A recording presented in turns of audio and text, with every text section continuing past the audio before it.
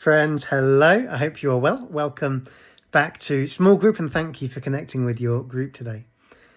Well, a little bit differently. Today, there's no long video. I don't have an in-depth Bible study for us, but I'd love us to spend a few moments in groups reflecting together on a psalm that I love. Psalm 46. There'll be well-known words to many of us. God is our refuge and strength, an ever-present help in trouble.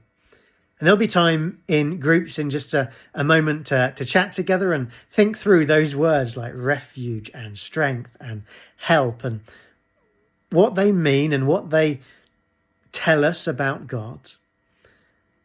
There's just a couple of things that I'd love to pull out from this psalm in this video before we spend time discussing in groups. And the first is that word that comes earlier in verse 1, our. God is our refuge and strength. He's not just my refuge. He's not just your strength. He is ours. And if you look just above verse 1 at the beginning of this psalm, we get these words. Psalm 46 for the director of music, and it's a psalm of the sons of Korah. Now, if you think back over recent weeks, or if you take a Bible and flick through, you will see that some psalms, we're told who wrote them. We'll see things like a psalm of David or of Asaph. Others are blank. They're unattributed. We don't know who wrote them. And if the Bible tells us something, it's because we need to know it. If not, we don't need to know it. But we're specifically told that this psalm, amongst others, there's a whole list of psalms that were written by the sons of Korah. But this psalm isn't just David's prayer. This isn't just the individual cry of Asaph. These words are the declaration and the testimony of a whole community of people that God is our refuge and is our strength and is an ever-present help for all of us in times of trouble. Friends, I pray that would be a blessing and an encouragement and a reminder to you that no matter what you are facing, God isn't just my refuge, He's yours too. It can be really easy to compare ourselves with other people, can't it? And we might find ourselves saying, well, it's okay that God is your refuge. God can be your source of strength, but it's not helping me right now. Or we can look at other people and think they've got it so much easier or they seem so much closer to God. Friends, nonsense. God is our refuge and strength and ever-present help for all of us in times of trouble. Secondly, I want us to see, again, familiar words later on in that psalm, verse 10. Be still and know that I am God. I will be exalted among the nations. I will be exalted in the earth. And I love in these verses that awareness of the presence of God. It goes on in verse 11, the Lord Almighty is with us.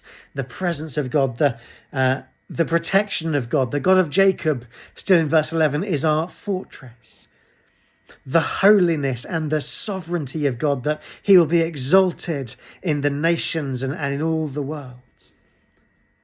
And that awareness of the presence of God and the refuge of God, the help of God, the sovereignty of God, the holiness of God, that awareness of God comes in the place of stillness.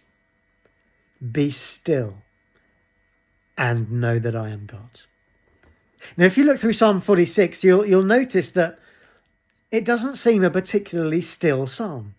There's a lot going on in it. There's a lot of noise and chaos of daily life. There's trouble in verse 1. There's the earth giving way and the mountains falling into the heart of the sea, verse 2. In other words, when those things in life that we perhaps always assume will always be there, that are present and stable and solid, when they begin to be shaken and fall away,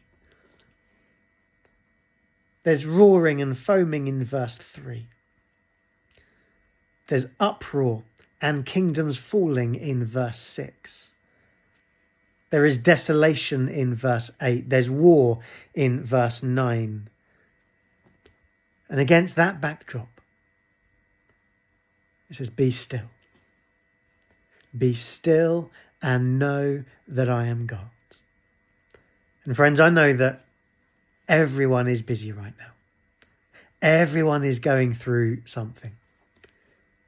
And we can pack so much into our lives and just be so busy that we don't stop and we lose that awareness of God's presence. I want to encourage us to make time to be still. I was reminded of a poem recently. This doesn't come from the Bible. It's a poem by a lady called Judy Brown called Fire. And it was shared with me in one of my supervision sessions by my supervisor. And I found it really helpful in my own life to reflect on these words. It goes like this. What makes a fire burn is space between the logs. A breathing space. Too much of a good thing, too many logs packed in too tight can douse the flames, almost as surely as a pail of water would. So building fires requires attention to the spaces in between as much as to the wood. When we are able to build open spaces in the same way we have learned to pile on the logs, then we can come to see how it is fuel and the absence of fuel together that makes fire possible. We only need to lay a log lightly from time to time. A fire grows simply because the space is there, with openings in which the flame that knows just how it wants to burn can find its way. I found it helpful in my own life to reflect on those words and making sure that I'm building in space as well as piling on things that can douse the fire. Well, after today, for the next 3 weeks, there won't be any small groups meeting. Next week is our week of prayer in the run-up to Easter. And so there'll be no small groups. The only thing happening next week in the life of our church will be prayer. And after that, we have 2 weeks of Easter holidays. Now, maybe if you go to school or you work in a school or you have school-age children, maybe you've got time off scheduled over the next few weeks. Perhaps you've got annual leave booked over Easter. But even if not, over the next few weeks, the routine will change. And I want to encourage you. Find time over the next few weeks to be still. To be still before God. To be still in amongst perhaps the noise and the chaos and the trouble of life. And as you find time and make time to be still, may you have a fresh awareness and reminder of the presence of God, the grace of God, the refuge of God, the strength of God, the help of God, the sovereignty of God.